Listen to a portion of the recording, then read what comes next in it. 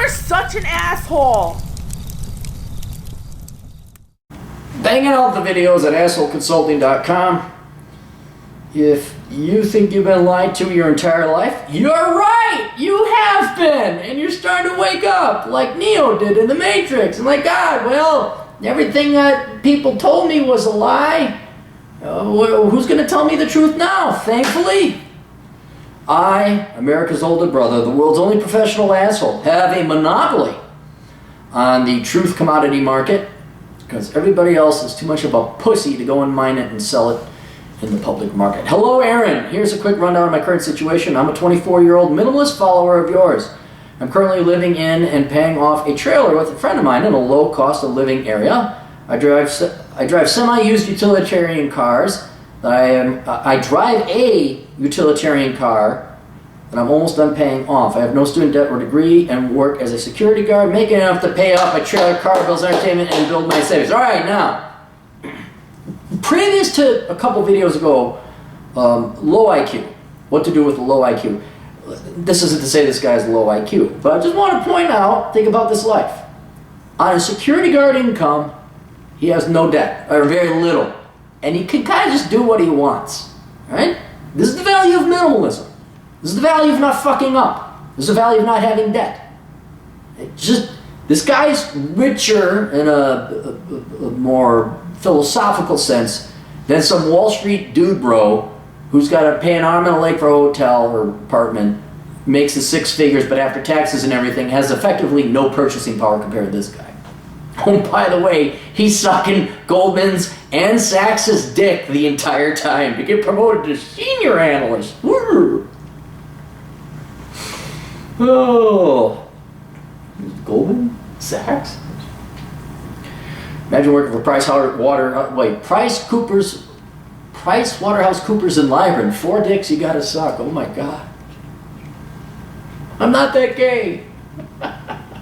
Oh, we're on fire. Okay, I've spent the last 4 years working and living on my own, and the last 2 years reading self-help books, studying the red pill, and following channels like yours in order to unfuck my mindset from my dysfunctional childhood and lack of guidance. Now that I have a stable emotional and financial platform to launch, I need your advice. 1. The last thing I need to do to fully escape wage slavery is increase my income so that I can lower the amount of hours I work. I don't know if I want kids or not. So what are some jobs, trades, and businesses that have scalable hours and pay more than a wage slave job at $15 an hour? Do you have any that you would recommend? I was thinking of starting a basic part-time lawn care business, but no. Look, lawn care business, I'm going to become a personal trainer. I'm going to open up a coffee shop. I'm going to do fun shit that everybody else is doing. Everybody else is doing it, so the opportunities for profit are very little, right? So you're not going to start a business unless it was like something very low-key, very low capital investment and had huge upside potential. It would not take away significantly from the rest of your life. But becoming a realtor, that's not bad. Yeah, I always wanted to try and maybe become a used car salesman because everything I thought I'd suck at in life, I just excelled at, and everything I thought I'd excel at, I just completely sucked at. So, I mean, you know, in your particular case, maybe throwing shit up against the wall and seeing what sticks may not be the worst strategy. But here's, you got some wrong thinking going on here. You're working as a security guard, right? That's one of the best jobs in the world. Assuming they leave you the fuck alone. Now, you could be a security guard where, like, Mr. Wannabe Cop is your supervisor and he's got the fucking mustache because he thinks he's in chips or whatever. And he's harassing you, or you gotta work daytime security. Oh, that's horrible. Where you're at a building, you gotta do corporate security and deal with fucking assholes. I left the keys in my car. Can you know, you fucking stupid suburban? I can't go help you. I gotta sit here and look at the screens.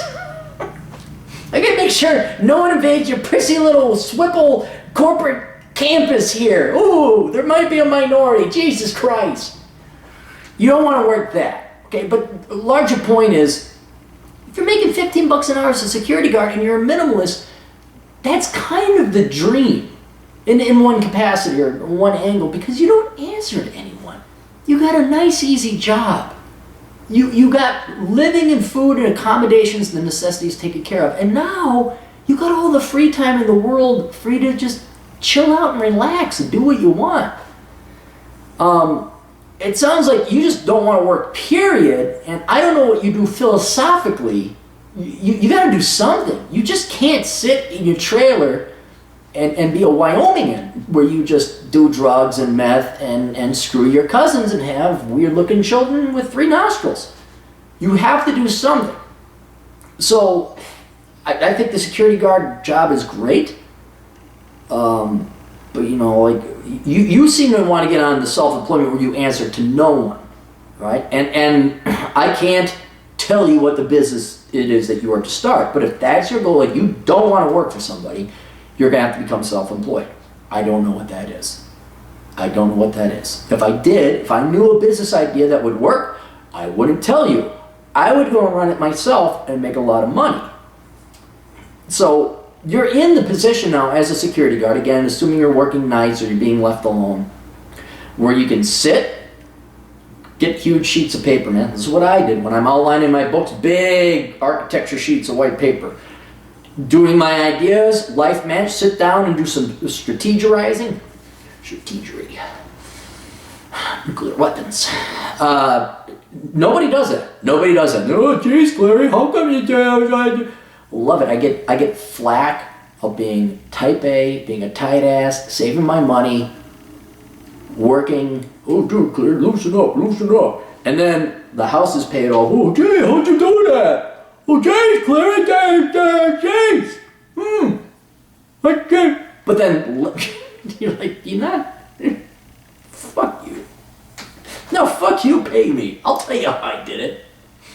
So one of the key things, though, is sitting down and taking the time to plan out your life. Do some strategizing. Do some life planning. And an idea will come to you. It may not be the greatest idea, but ideas will come to you, and you just write them down. And here's the key thing. You follow through on them, or at least the best ones, the ones that don't require you. I'm going to go borrow $250,000,000 to start a coffee shop. Because I always wanted to start a coffee shop because I like espresso and I worked as a barista. It's just such fun in college. Oh my goodness. And you know, my master's in puppetry just isn't going where it should because Donald Trump is like racist. And so like, I think I just want to start a coffee. Just be so cute. And then you're bankrupt, right? So don't be stupid. Get some good ideas. Get something clever, right? Or skills that would, you know, learn programming. All the time when we're a security guard. Gee, Aaron, how'd you get a near 4.0 GPA, work full-time, and go to school more than full-time, graduating 6 months early? I worked security, and I did my homework while working security, and I did a lot of security and did a lot of homework. So you can get a lot of stuff done, either self-education, coming up with business ideas, life planning, while working security. Right? So that, you know, and then, you know, what are some jobs, trades, and business? You know this. You've read my books, you've watched it, okay? Plumbers, electricians, boilermaker, and pretty much any of the trades is going to make more than $15 an hour. Right? And you have to go to where the work is. Don't be like these people in New Jersey, New York. Oh, my Uncle Vinny, he says you can get me into the union, but I got to suck a lot of Italian dick in the union, and maybe when I'm 36, they'll let me go work. No, go to fucking Texas. Go where the fucking communists haven't taken over. Go where there's actually some fucking growth. Go work in the Canadian oil fields. Go work where the work is. But, yeah, so that's the trades and then the jobs, you know, become an engineer, go in computer programming, go in IT. There's a ton of stuff you can teach yourself, especially if you have the internet access while working. You can teach yourself pretty much anything, except like hands-on stuff, then you got to go to trade school. But yeah, if you want to become an accountant, become an accountant. But I would not necessarily, I still work security to this day. It's meditative, it's relaxing, I get a little bit of extra cash, but then it forces me to sit for 12 hours in one spot and just bang out the fucking work. So I would never give up. I mean, if you want military, there, the old standard reliable military, go to the military. It's, you know, you get your camaraderie, you'll get, you know, maybe you'll find out, oh, I want to become this, I want to become that. They'll train you. Two, I don't have much more experience with women.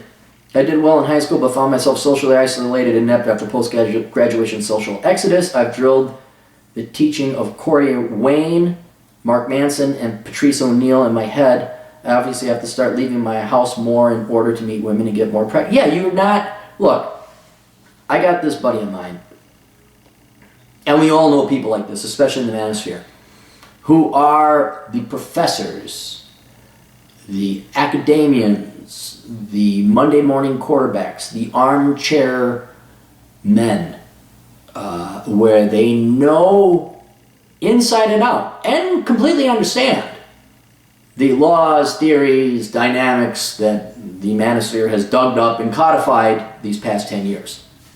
They know nagging, they know the hamster wheel, they know, and I've seen it with my friend. He can, oh, we should do that. I'm like, wow, that's a brilliant insight. Never. Then you bring a girl in front of him. He falls apart and goes back to 1980s beta boy, right?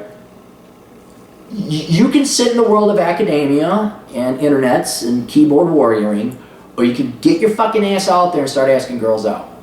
And I don't care how much pickup artistry you read and consume, and I don't care how right it is. There's more than seeds of truth to what these people say.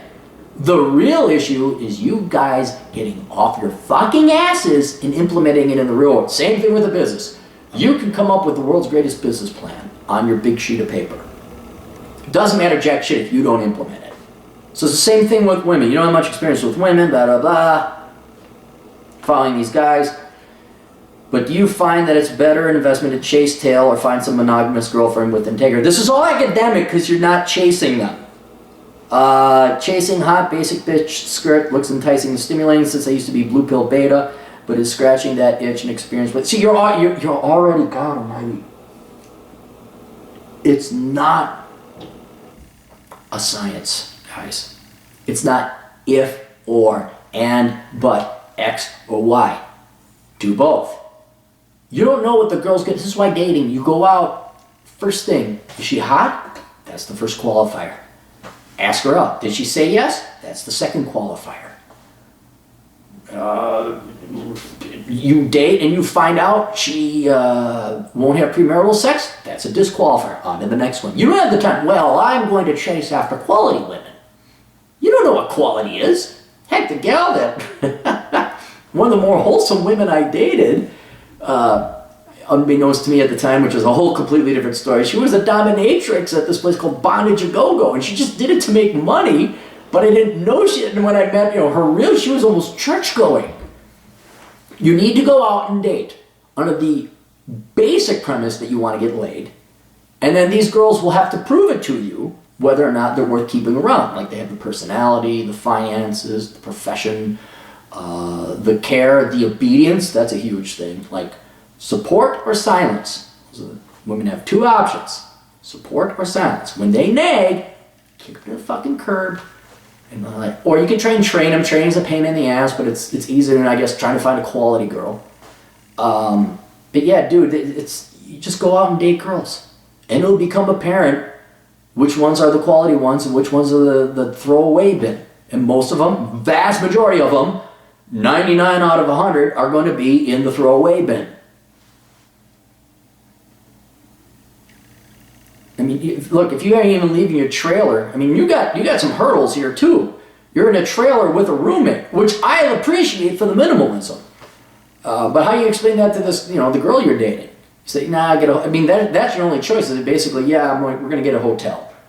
Why a hotel? Because I'm a minimalist. I live in a trailer, and I got a roommate, and that's it. Cool. Chasing hot basic, yeah. So it's the same thing. Chasing a quality girl is going to be the same thing as getting laid.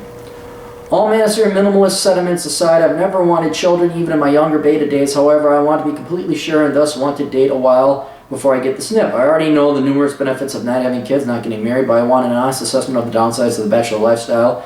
You and your friends have experienced living this way. It's obviously not a problem in your 20s, but I also don't want to be an unfulfilled 35-plus-year-old fuck. Please give me the dark details. Okay, well, the dark details... Well, this is a good question. Let's start with the vasectomy. You can get a vasectomy and it can be reversed, but there's not 100% success rate in reversing it. You can also directly extract semen if you wanted to do a test tube baby, if you find a woman that you love. So, I mean, the ultimate birth control for men is get a vasectomy. And it has to stick. That's the other. You got to test to make sure that you're still shooting blanks. But if you're like, well, maybe I want to, well, then either make a donation to a sperm bank or make multiple donations to a sperm bank, or get a vasectomy, but knowing there's a chance you may not have kids. There's always that chance.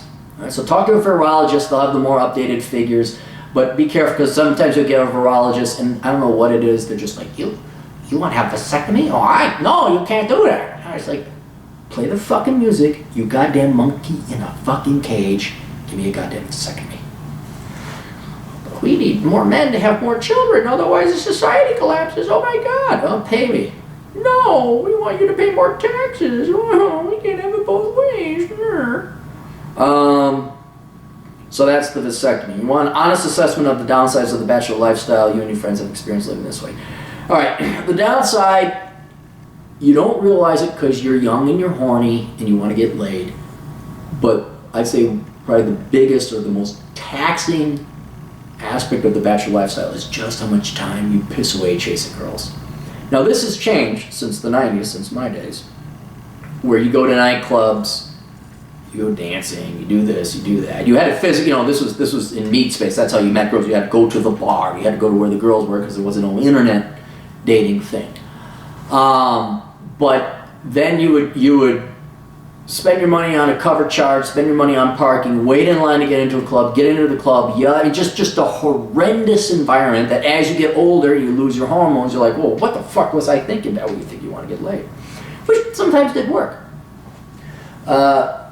But then, and that's not, if that wasn't taxing enough, then it's the actual dating where, yeah, the girl will give you a number, it's a fake number, or in your case, Instagram account or whatever. Yeah, you set up a date, the 50-50-25, they don't show up.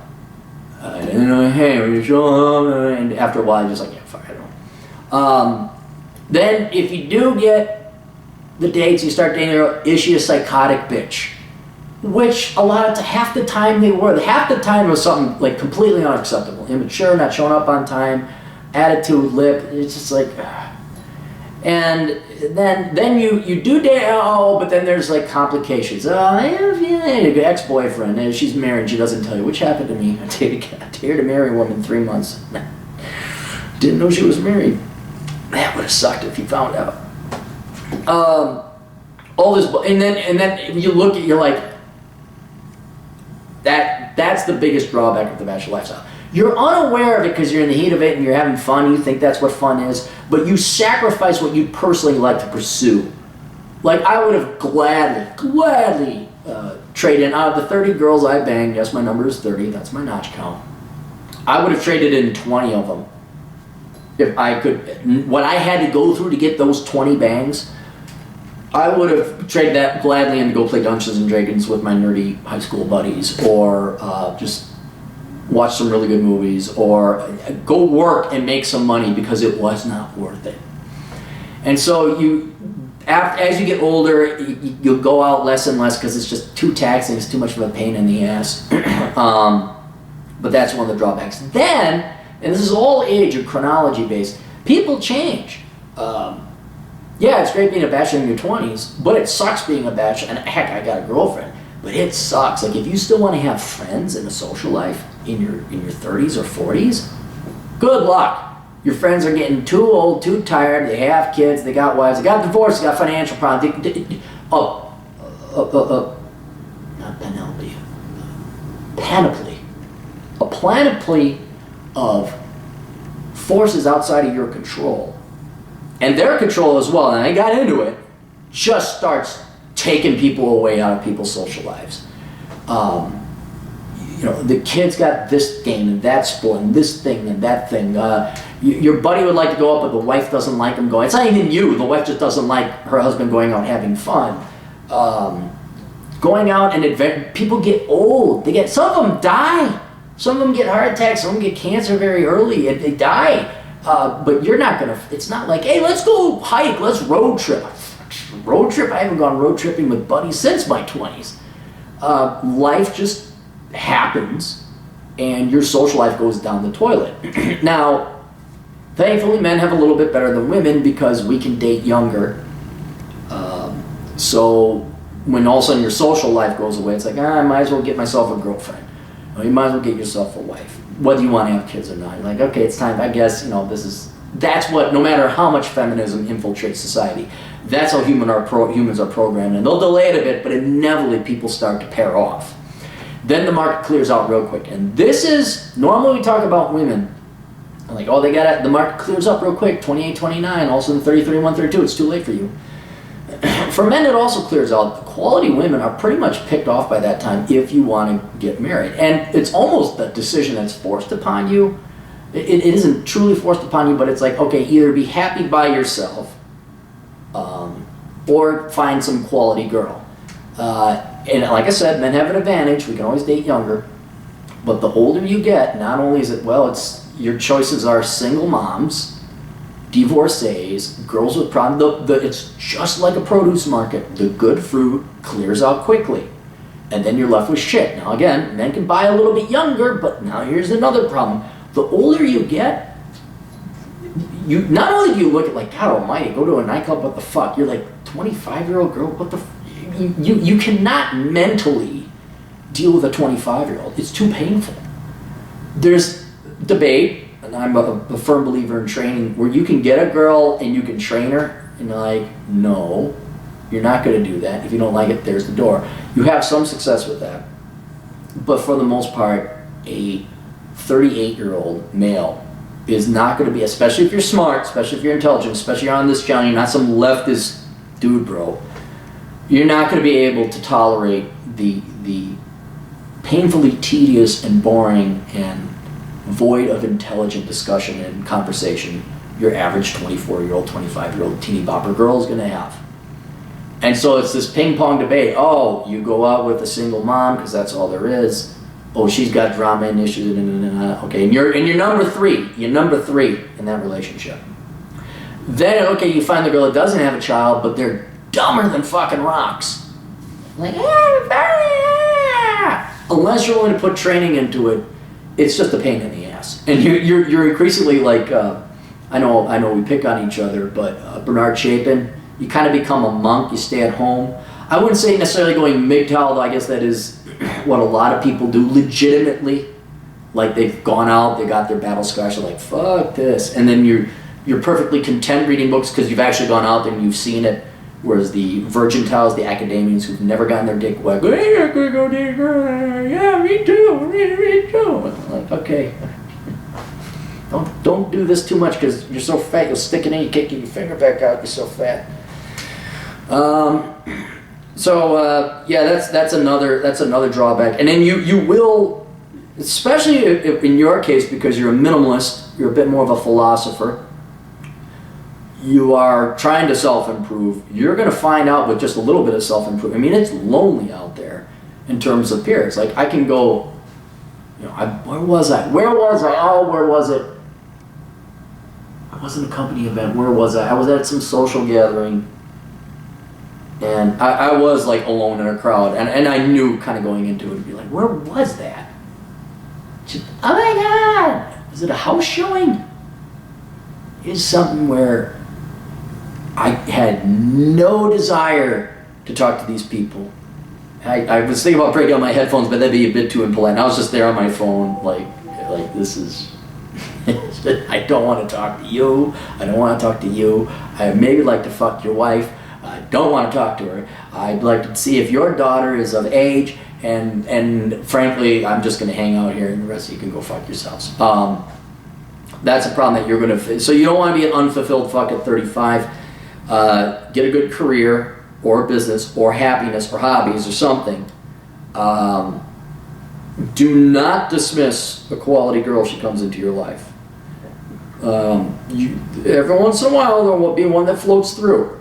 And you maybe think about, maybe I'll settle with that one. Because then you have, but they got to be able to keep up with you. They got to be, like my girlfriend hikes with me. We go hiking. She keeps up. She's a really nice church-going girl. No, it's got to be like, she's covering your 6 and you got her 6 and you guys are going to take on the world together. So that's where I deviate from the virgin towels. Because I'm not against getting married or getting steady with a girl. But yeah, but you need to get out and date before we even get to that level right now. So you go date, you go chase some girls, get your ass shot down. It's all part of it. Don't be like one of these pussies. I don't want to get shot down. That's how you get girls. You get shot down. You don't become a good fighter or a good jiu-jitsu person or whatever, not rolling around on the mat and getting bruised up all over your body. Jiu-jitsu guys, when the first time you did jiu-jitsu, you're like, yeah, what's this? You come out looking like a pockmarked donkey. What the fuck happened? It's all the fat. Yeah, so that's it. So, all right. Any questions? Go to assholeconsulting.com. America's older brother. Make sure your kids are doing all right. And yeah, so I hope that gives you some pointers. All right, we'll see you kids later. Toodles.